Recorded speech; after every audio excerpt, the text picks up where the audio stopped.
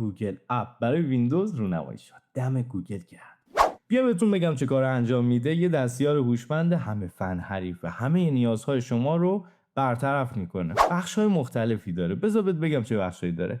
Ask anything. هر چیزی که دوست داری رو ازش میپرسی. میتونی فایل آپلود کنی. شیر اسکرین داره. این بخشش خیلی خفنه. مخصوصا برای کسایی که ترید میکنن یا برنامه خاصی رو دارن یاد میگیرن یا برنامه‌نویسی دارن یاد میگیرن، در لحظه میتونه همون برنامه رو براش اشتراک گذاری انجام بدی.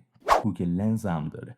همون برنامه‌ای که داخلش هستیم نیاز نیست داخل گوگل کرومت باشی، یا هر برنامه‌ای که بالا هسته میتونه رو گوگل لنز بزنی، تصویرشو بگیری و وارد گوگل لنز بشه. یه اتفاق خیلی جذاب میفته. من اینو ببندم، آلت اسپیس رو بزنم، قشنگ میاد بالا. خب همه نیازهای منو برطرف میکنه. من اینجا یه چیز سرچ میکنم گوگل اپ، ببینیم چه اتفاقی میفته.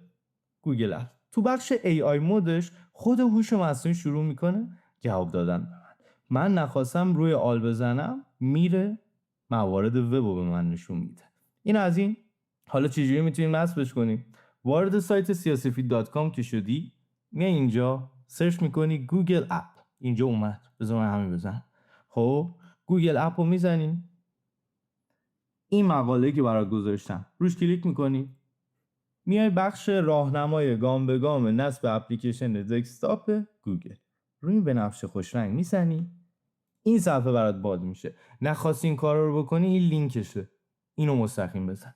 میای اینجا دانلود اپ میزنی، تمام نصبش میکنی، لذتشو میبری. امیدوارم که دوستش داشته باشی و برای دوستاتم بفرست. خیلی خفنه.